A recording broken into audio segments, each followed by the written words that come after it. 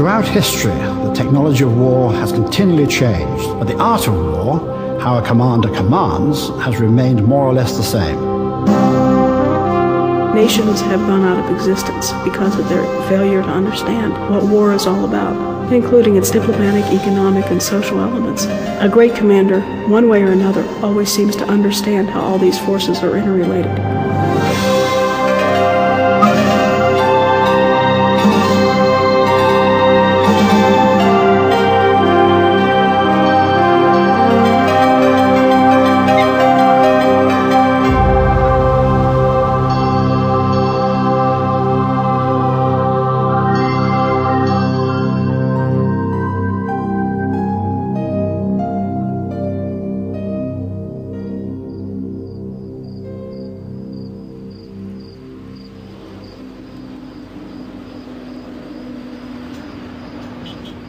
A strip of land on Turkey's Mediterranean coast.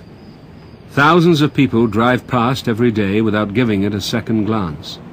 But here, 23 centuries ago, Alexander the Great led his men to victory against an army that outnumbered him by at least 6-1.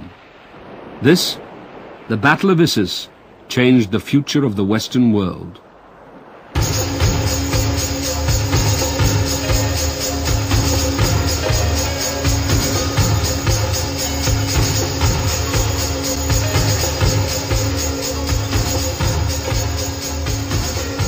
Alexander of Macedonia is perhaps the greatest commander in human history.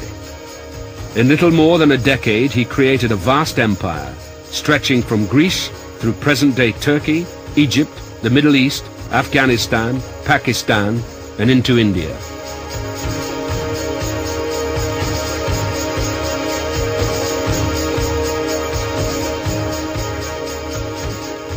He had a persona, an image, a charisma, if you like, which somehow has come down the ages almost undimmed.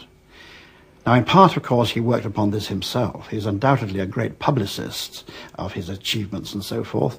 The very fact he named so many cities Alexandria around the empire proves that very point, I think. But he has a certain, I don't know, tremendous romantic quality. And the fact, of course, that he dies so young with so much achieved puts him into a special category.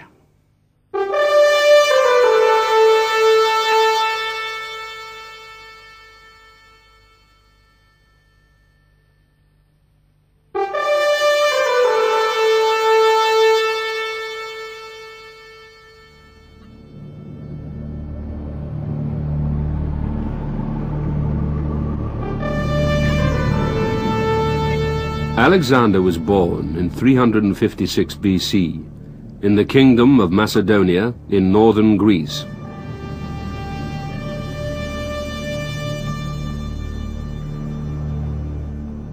His father was Macedonia's king, Philip II. Philip was a man of war, whose life was spent conquering new territories and overrunning the city-states of Greece.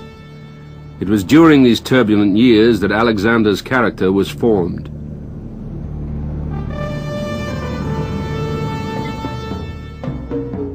There came a day when Philip was brought a horse named Bucephalus. The king and his friends went to watch the horse's trial and came to the conclusion that it was wild and quite unmanageable. When Alexander went up to Bucephalus, took hold of the bridle and turned him towards the sun, for he'd noticed that the horse was shying at the shape of his own shadow in front of him. Then he vaulted safely onto its back. His father wept for joy, and when Alexander dismounted, he said, "My boy, you must find a kingdom big enough for your ambition. Macedonia is too small for you."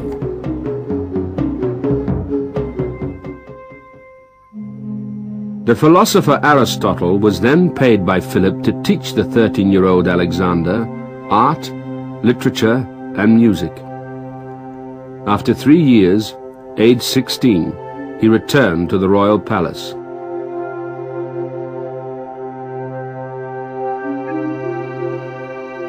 On one occasion, some ambassadors from the king of Persia arrived in Macedon, and since Philip was absent, Alexander received them in his place. He talked freely with them and quite won them over. not only by the friendliness of his manner, but also because he didn't trouble them with any childish or trivial inquiries, but questioned them about the distances they'd travelled by road, the nature of the journey through Persia, the character of the king, his experience in war, and the military strength of the Persians.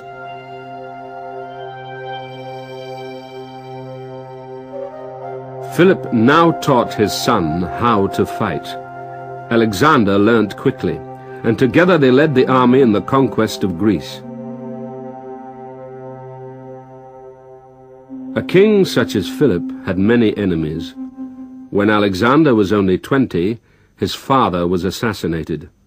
In an atmosphere of suspicion and recrimination, Alexander became the new king. He had invincible power of endurance, a keen intellect. He was brave and adventurous and hungry for fame.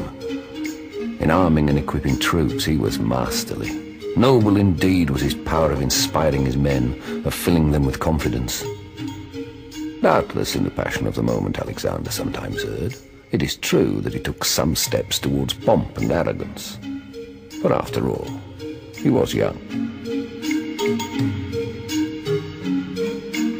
Having secured his position, the ambitious young king looked east, to Persia, the mightiest empire on earth. After months of preparation, he and his army of 35,000 men set out.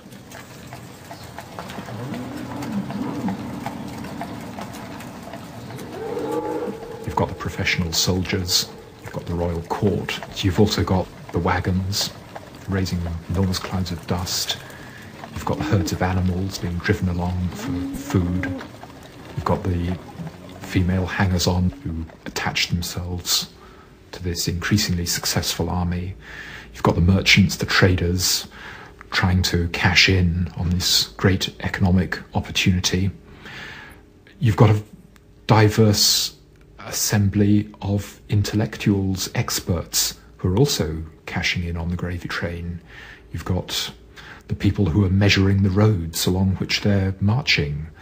You've got an official historian. You've got poets. You've got people interested in botany who will record the various new species of plants that they come across. You've got geographers. You've got people interested in mineral wealth when they come across bitumen in Iraq. This is something which they comment on, they investigate it, they set a light to it, pour it on some poor unfortunate slave, and set it alight. When he was at leisure, his first act after rising was to sacrifice to the gods, after which he had breakfast. The rest of the day would be spent in hunting or administering justice, planning military affairs, or reading. If he were on a march, which required no great haste, he'd practice archery as he rode, or mounting and dismounting from a moving chariot, and he often hunted foxes or birds. He sat long over his wine because of his fondness for conversation. And although at other times his company was delightful and his manner full of charm beyond that of any prince of his age, yet when he was drinking, he would sometimes become offensively arrogant, not only give way to boasting, but also be led on by his flatterers.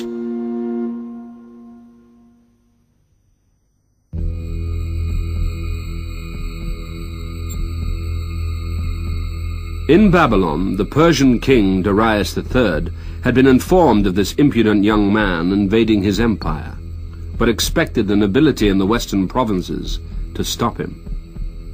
But at the river Granicus, Alexander faced the army these nobles had assembled. With courage and swiftness, he crushed it.